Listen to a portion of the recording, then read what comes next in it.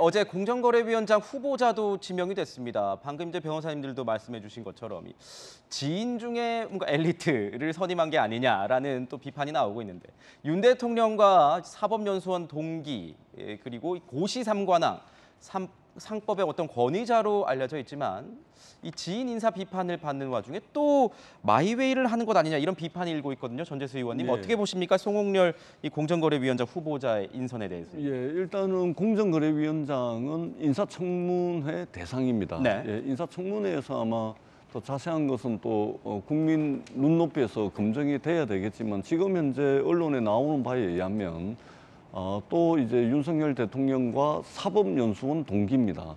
그러니까 윤석열 정부의 인사를 놓고서 많은 사람들이 지인 정부다, 아는 사람으로만 정부를 구성하는 지인 정부다라는 비판이 이제 제일 크거든요.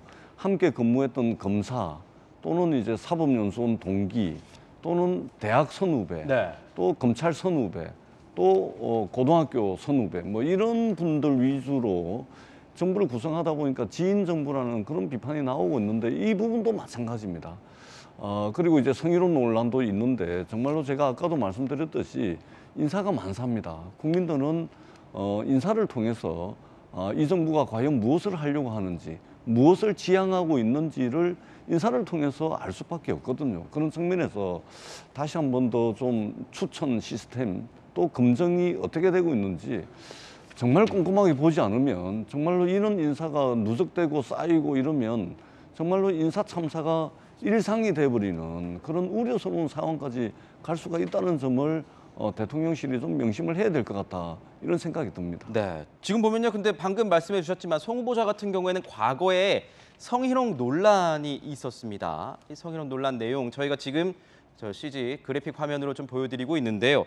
손정혜 변호사님, 지금 보면 대통령실은 검증 과정에서 이 내용을 확인했다는 거 아니겠습니까? 근데 문제가 없다는 입장을 지금 내보이고 있는 거잖아요. 후보자가 다시 한번 진심으로 사과하고 가오를 인정하고 깊이 반성하고 있다. 그리고 그 당시 2014년경에 학교에 이제 별도의 이제 징계 처분이 없었고 학생들에게 공식적으로 사과를 했던 문제다 이렇게 이야기를 하고 있는데요.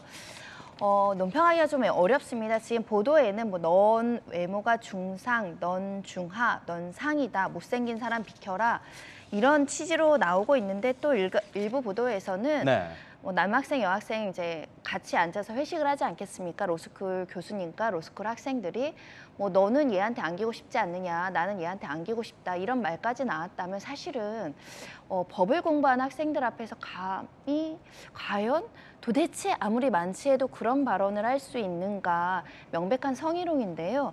뭐 학교에서는 징계 처분이 없었다라고 하고 아마도 징계를 요구한 학생들이 없었을 겁니다. 왜냐하면 로스쿨 학생들이 가지고 있는 지위라는 것이 로스쿨 교수님들과는 상하관계에 있을 수밖에 없기 때문에 아마 강력한 처분을 하기 어려웠을 거고 사과를 받는 선에서 마무리된 사건이 아닐까 생각이 드는데 2014년 일이면 8년 전의 일이니까 그때 일은 한 번쯤 실수니까 좀 넘어가 줄 수도 있다 이런 생각을 할 여지도 있긴 한데요.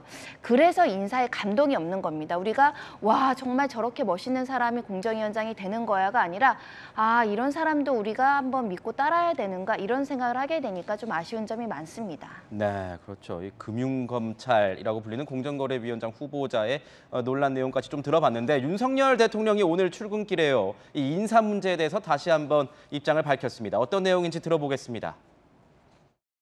송홍렬 후보자라든지 박진애 부총리 또 뭐 김승희 전 후보자 같은 경우에는 부실 인사라든지 뭐 그런 인사 실패라는 그럼 전 정권에 그 지명된 장관 중에 이렇게 훌륭한 사람 봤어요? 또 다른 질문. 대통령님, 인사 취재를 하게 되면 가장 많이 듣는 말이 인사는 결국 대통령이 책임을 진다 이 말인데 그렇습니다. 지금 이 반복되는 문제들이 사전에 충분히 검증 가능한 것들이 많았거든요. 이게 다른 정권 때하고 한번 비교를 해보세요. 사람들의 가질이나 이런 것들. 자, 윤석열 대통령 뭐 어제 했던 발언과 결은 같은 것 같습니다. 전 정권과 비교해봐라. 이렇게 뛰어난 사람이 있었는지 한번 비교해봐라. 또 다른 정권들과 한번 살펴봐라. 뭐 이렇게 말을 했는데